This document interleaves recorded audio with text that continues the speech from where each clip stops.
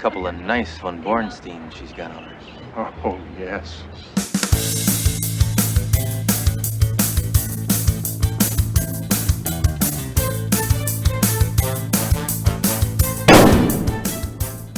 "13 episodes in, Ian, I think we can now be trusted." Well, Gerry, possibly. It's not for us to say. Yeah. You're particularly untrustworthy. Scurrilous. You're a furtive individual. I've heard that before. Yeah? Yeah. You okay? I'm good. How are you? Brilliant. What's making you so happy this week? Drugs. Fair enough. What did you make of this week's episode? I thought this was very entertaining. I think for us in particular, the guest star maybe elevated it somewhat. Well, certainly up to this point, we've got the biggest Columbo collection. There's at least 4 that I can think of. There's 4, yeah.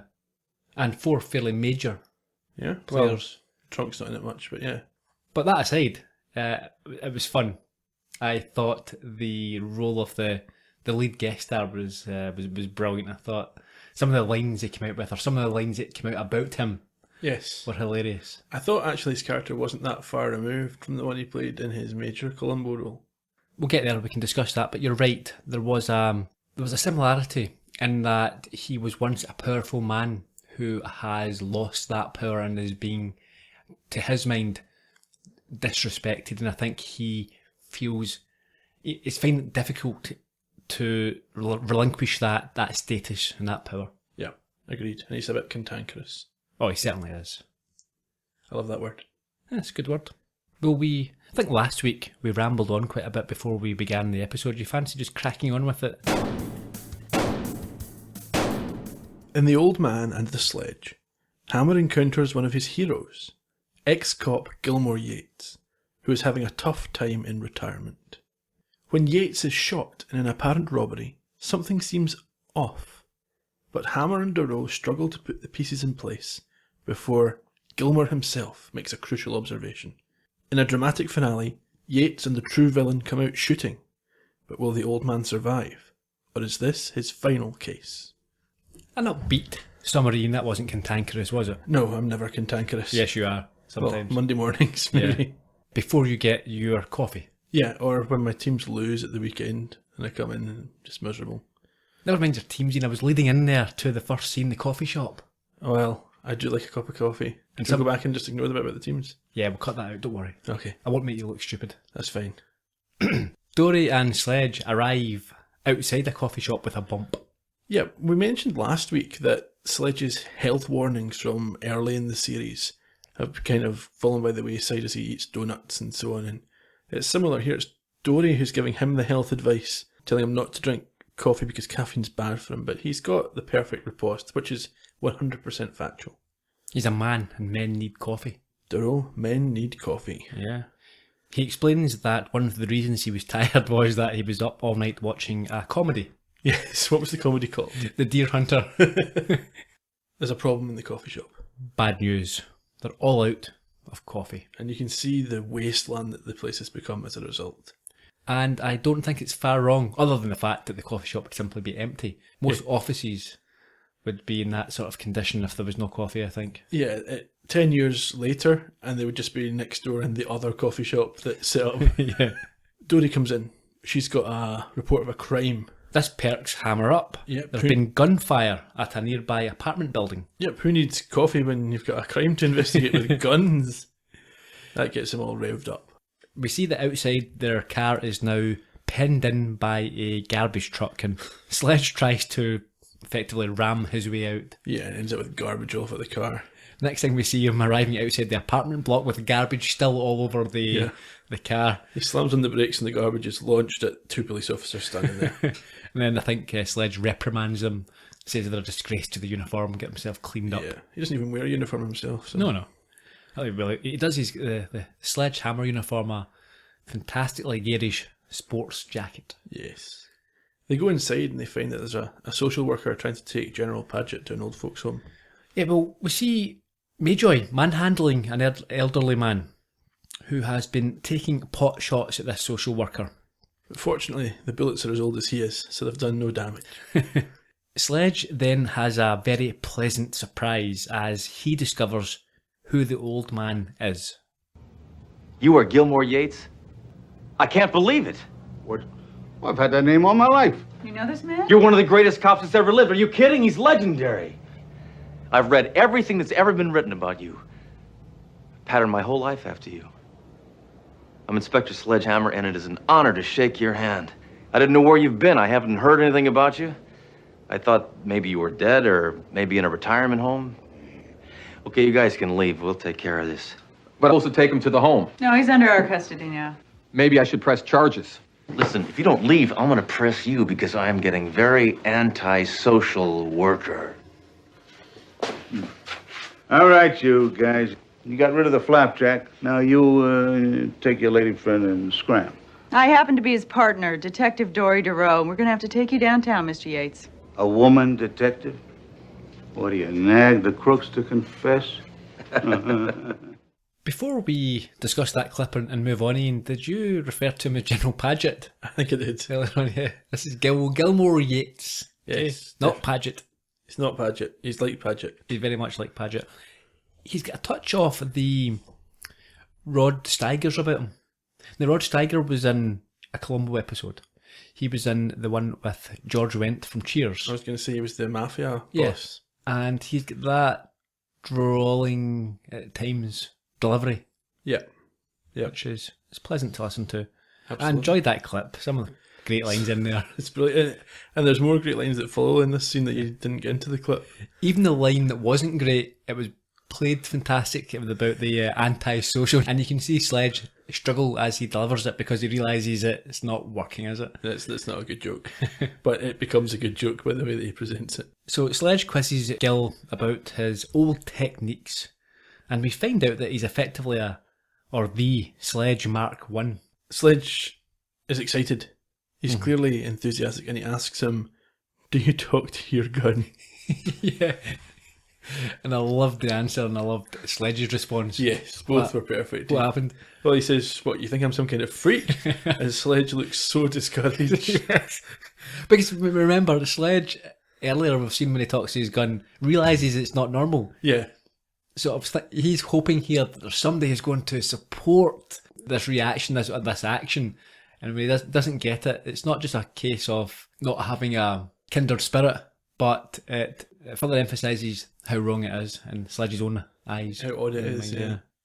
This is one of the things that I worry about, that in later seasons, if they get lazy to just talk to his gun constantly. Because they play it quite nicely at this point. He doesn't do it in every episode. And when he does it, it's just a throwaway line here and there, but you get the feeling like we saw with the later Columbos, that the things like this that are... The tropes become... Crutches. And that's something that I would worry about. If in season 2 and later on, he's constantly talking to his gun, that would be disappointing. Sure.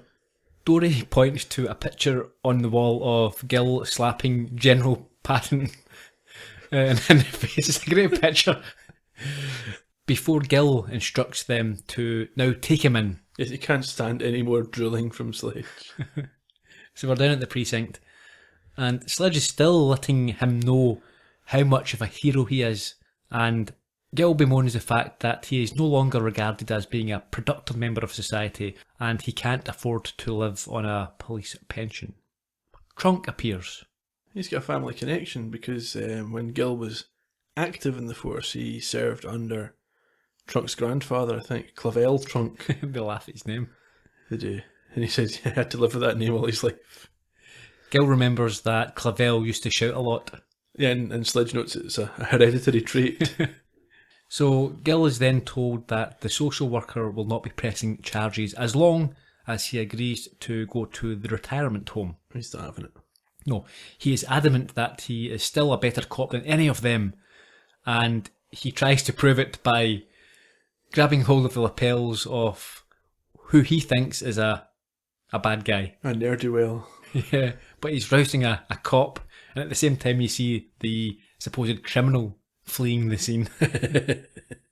So Trunk, not happy with this, informs Dory and Sledge that he is their responsibility now, is to take them home. Well, he stacks it up, doesn't he? He tells Hammer that Yates is his responsibility. He tells Dory that she's responsible for both of them. Yeah. She's not happy about that.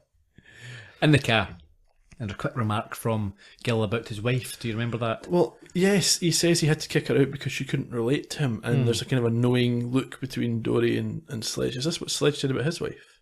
I can't remember, to be honest. I don't think he says that they can't, or did he? I can't remember. Actually. No, I don't think they can't relate. I think it's just the fact that he was not able to, or even a knowing look. I think it's very common for cops to have unsuccessful marriages if the other person is not also a cop. So I think the annoying nod between cops saying, yeah, that is tough, yeah. He wants to ride along with him for the day, and Sledge is happy to agree, and he overrules Dory's objection. So they go to the firing range so that Gil can get a bit of practice in, and he's dangerously hopeless with a gun. He's a bit of a scattershot, isn't he? So he's not even, he's not even scattershot. He's pointing it in the wrong direction. He's shooting the manager and...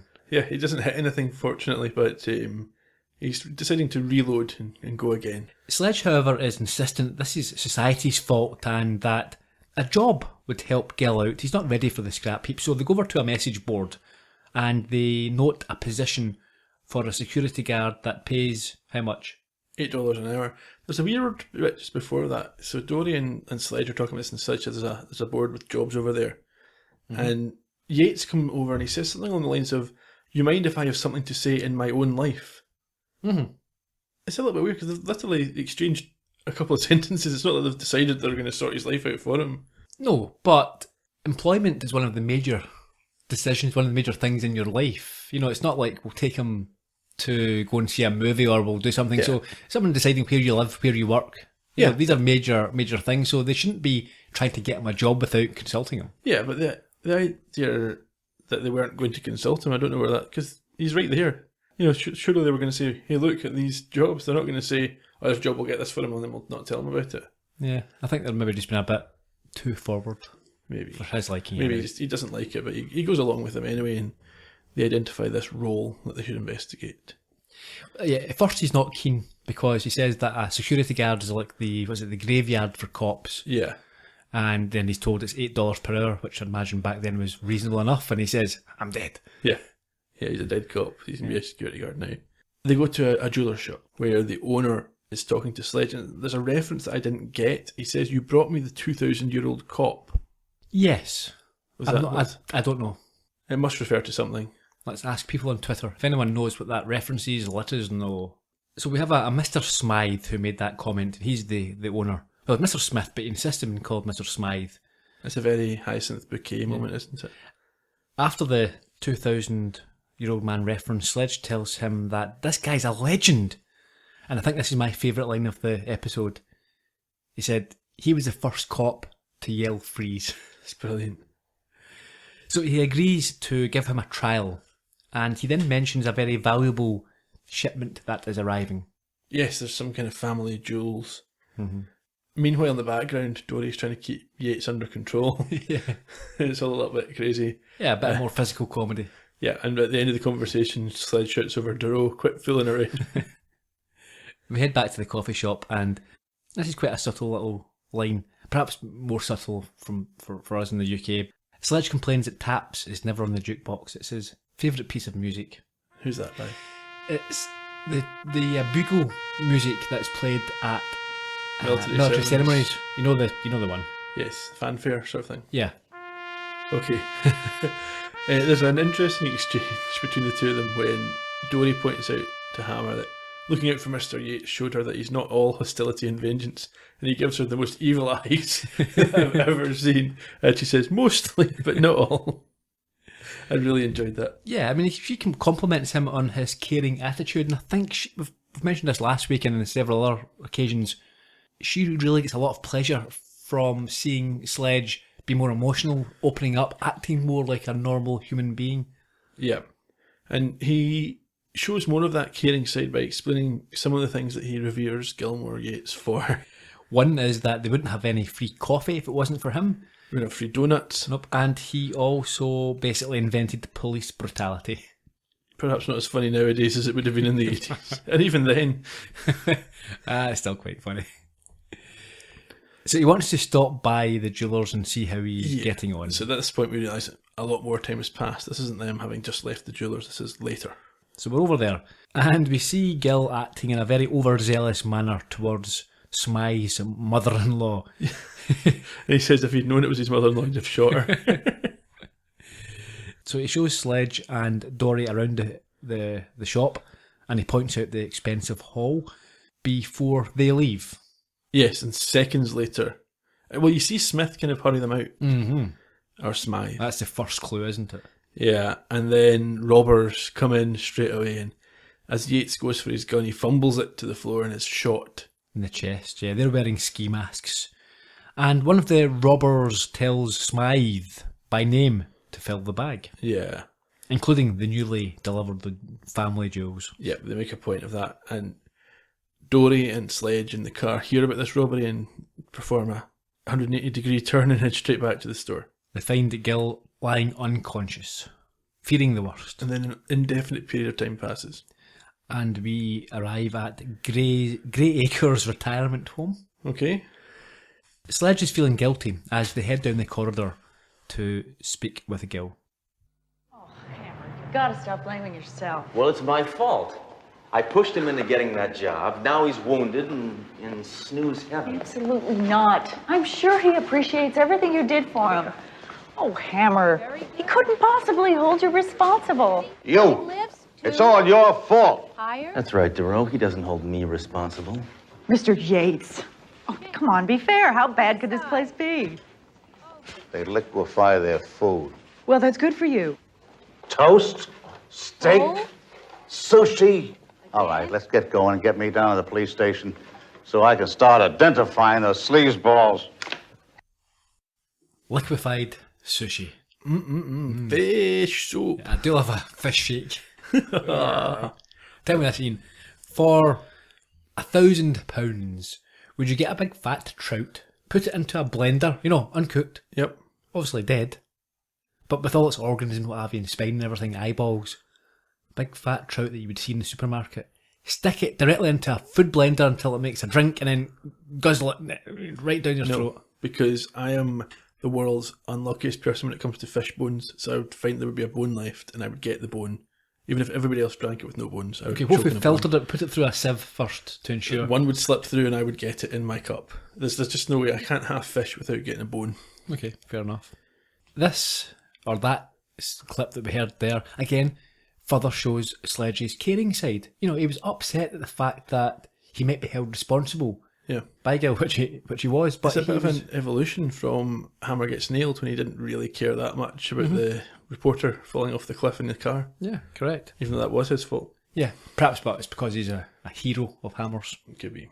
As we heard at the end of the clip, Gil is desperate to get downtown to ID the robbers from the mugshots, but Sledge tells him that Smith or Smythe said that they can't be ID'd and that the insurance company is going to pay out anyway, so it's no big deal. Well, that's a second clue, isn't it? Mm-hmm. However, Gil insists that Sledge owes him. He got him shot. Mm-hmm. So Hammer yields. He does. And then as they leave, we see Gil going down, and he's in a chair now, a wheelchair, and he goes down the steps as Dory, he bumps down the steps as Dory and Sledge walk down the ramp. Yeah, and he's bumping into them in a really random... And they don't seem to care. manner, yeah. And then what happens? They can't start the car, the battery's flat. Gil is very resourceful. He says, this chair is powered by a car battery. I'm not sure they needed to sit in the chair while they were using it. No, so they connect it to the car, Hammer starts it up, and the chair speeds off and Gil's thrown into the air. Yeah, and it ends up dragging along the pavement, or the road. I also enjoyed the artist's impression that he was able to dictate at the precinct. Yes, he describes effectively a ski mask. Yes, his hair was fuzzy. That reminded me of the Elvis Yes. episode. Yes, was it the same sketch artist? Can't remember. Oh well, it doesn't really matter, Yeah. but yeah. So they can't identify the visual aspect of the robbers, but he claims that he could remember their voices, and they bring out this audio machinery. Now these days that wouldn't be a problem, but I'm not sure if they had audio Yeah, clips that'd be back real, then. No, I don't think so. He ID'd Mayjoy, who's standing behind him talking. Yes, but also, did you notice there was an audio clip in there, and we hear a number of voices, including one claiming that he is not a crook. Yes, who's that? I assume that was Richard Nixon. Was it? I think so. Well, that would make sense. He eventually IDs a man, called Red Williams. Yes. Who appears next? It's Trunk. He comes in just as Yates is saying, let's go beat up this Williams guy. And Trunk has news. Yes, there's been a further robbery at the Smith store, and half of them shout, that's Smythe, and this is becoming a running gag, which is not funny. But this time, the armed men, the robbers, were shot by Smythe himself. Yes, Red Williams and Bruno something. Yeah. So that's where we go. They leave Gil in the car, and they enter to find who? Well, Smythe is there, along with a couple of bodies and a colleague. Norman Blates. Blates, correcting Blates, the coroner. Yes, he's got a new watch out of it. Well, he explains what happened, and he also says that, you can get a great deal in watches in this place. He shows off the one that he's just taken. Yeah. Sledge decides to have a word with Smythe. Looks like you took the law into your own hands. Good for you. Well, since that old fool you forced on me turned out to be so useless, I bought my own gun. But I'm very upset. I never intended to use it. I can't take it back now. Well, the two men you just killed are the same men who robbed you the other day. Did you know that? Doesn't that strike you as odd? Not really. I've built my reputation on repeat business. But no more. I'm closing up shop. I didn't go into the jewelry business to kill people. Oh, yeah? I've seen your prices. Well, I'm having a gunfire sale now. Everything must go. Drastic reductions. Excuse me.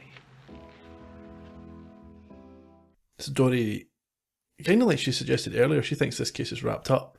But Sledge is not convinced. No, he thinks that there might be something else to look into. So they go back to the retirement home, and Gil insists that the case was too perfect, and he points to the fact that the gunman called Smythe or pronounced Smythe correctly. Dory, she's still not convinced. No, and she persuades Hammer to leave, at which point Yates starts yelling, I'm never wrong, you chicken, which reminded me of something. I can't put my finger on it. Back to the precinct, and Sledge he's pondering what Gil has said in this evidence. So he tells Dory to check every known jewel fence whilst he pays Smythe a visit at home. Yeah, because May Joyce told him that the jewels weren't at the homes of Williams or Bruno. We're over to this extremely luxurious, palatial, sprawling pad. It reminded me of a Columbo episode, I have to say.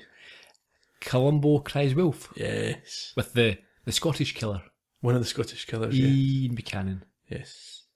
Yeah. It's the same sort of pool party going on, but this one's a little bit more absurd. Yeah. It's a bit more random as well, I think. That one was kind of a Playboy Mansion type affair, where everybody was showing off to everybody else. This one's more kind of just folk having a party. Sledge's approach. There's a live band as well, isn't there? There is. Was it a mariachi band or just a normal band? I think it's a mariachi band, yeah. Sledge, how does he sidle up to... He just gets in the pool and walks through this waist-high water in his suit and his sports jacket. He remarks to Smythe about his grieving, or lack of. Yeah, and when the girl who's with Smythe leaves, Sledge notices something. Yeah, we heard that at the top of the podcast. He noticed the von Bornsteins worn by one of the girls. Yeah, so this is the jewellery that was supposedly stolen and that he has claimed on the insurance for. Yeah, so Sledge outlines what has happened. At which point, Smith, under the water with his gun, shoots Hammer's gun out his hand. Yes. And who comes on the scene to save the day? Somewhat randomly, Yates shows up in his motorised wheelchair shooting. Yeah. He knocks Smythe back into the swimming pool, and then Hammer saves Gil and pulls out. Yates goes flying into the pool himself, and fortunately the electric wheelchair doesn't, or they could all have been zapped. Hammer saves Yates. Yeah, he tells him that it was reckless and irresponsible. Careless as well. And he loved it. He did. So from there, we've got an epilogue at a different location. Yes, at the old folks' home. Mm-hmm. Trunk presents Gil with a commendation in front of the residents. He points out he doesn't really care for that sort of thing, but thanks. Or he never used to care for this sort of thing. He sort of humbly accepts it. I think he is actually quite grateful and quite emotional. Yeah, and Hammer tends to agree. He's not a big fan of this sort of thing, but well done anyway, he says. And we find out that Gil has a new job. Yes, he's head of security at the home and he's clamping down. How does he demonstrate this? Well, there's an old lady taking 2 pieces of pound cake, and when he tells her to stop, she doesn't, so he pulls his gun and tells her, in his own way, to freeze. And that's how it ends. Quite enjoyed that episode. I thought, again, it was very funny. It was really enjoyable. Brilliant performances, some fantastic one-liners. It was quite tight as well. Tight, and again, more emotional development. Yep. Although sometimes you feel now, are we getting the same emotional development that we had a couple of episodes ago? Yeah. There's only so far you can take it, but you can't, within the confines of this type of comedy, Yes. you can't really develop it much further, or else it becomes a It changes drama, or everything, it's not a show anymore. That's it. But no, that's fun. Yeah, it was a good show, and that's us past halfway through season 1 anyway. A quarter of the way past the entire run. Yeah, Flown by. it has. We'll look through some of the trivia and production information. Let's do that. Was this one on before or after Christmas '86? This was, in fact, the first episode of 1987, the 3rd of January to be precise. Right. Chuck Braverman again. This is his 4th of 6 Sledgehammer episodes. And again, we've Mert Rich and Brian Pollock, both with their 4th of 10. Right, okay.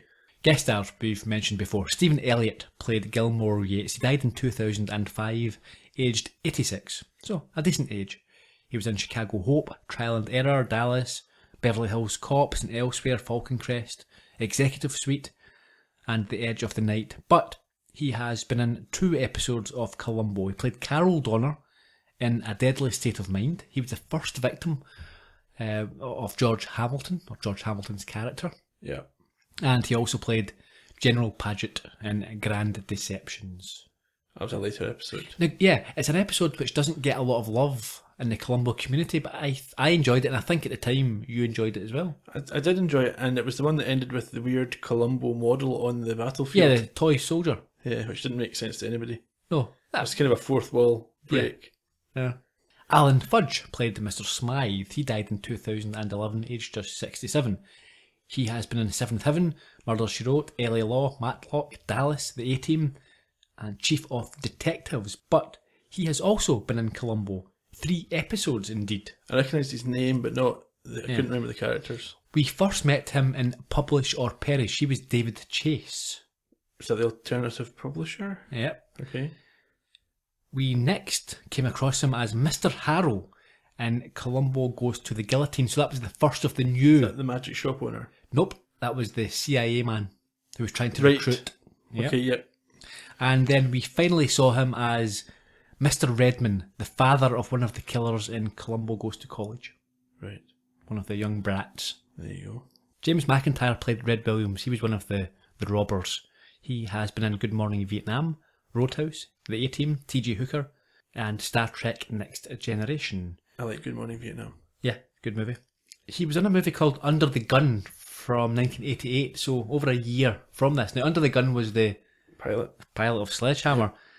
But the reason I mention that is it starred Nick Cassavetes. Ah, from Etude in Columbo. No, Son Off. Oh, okay. Yeah. Right. And also Bill McKinney. I'll give you a £5 note if you can remember who Bill McKinney was. No. Bill McKinney was he was in Swan Song. He ended up dying, but he was a brother-in-law. I think he was a brother-in-law. He was the one that was telling Columbo to go after Johnny Cash. Right. Remember, they took him to the He party. doesn't seem sad enough and all this stuff. Yeah, they took him to the party where The barbecue. where he ate squirrel, I think it was, chili. Yes. And also starred Don Stark, who we've seen before, we'll see again, who plays the character Kurt Krugel in Sledgehammer. Right. Diz White played the waitress in the coffee shop. Okay. She was in Boston Legal, Inspector Gadget, voices in the animation, not the TV show, and she has also been in Star Trek Next Generation. Quite a few Next Generation. Yeah. Well, I say alumni, it hadn't quite started at this point. No. A year away. The title is, as you mentioned at the top of the show, is a reference to The Old Man and the Sea by Ernest Hemingway, about an ageing fisherman. There you go. It's the same basic principle, isn't it? Aging cop, aging fisherman. What's different? A trout. Well, if it's liquefied. Favourite line this week? I would say, it's not easy. This, what's yours? Mine is the first cop to shout freeze. That was a good one. I would say, without Gilmore Yates, we wouldn't have police brutality. Okay, let's go with Yeah, that. I think I'll go with that one. Next week, we have the state of Sledge. Fair enough. That was an interesting sounding one.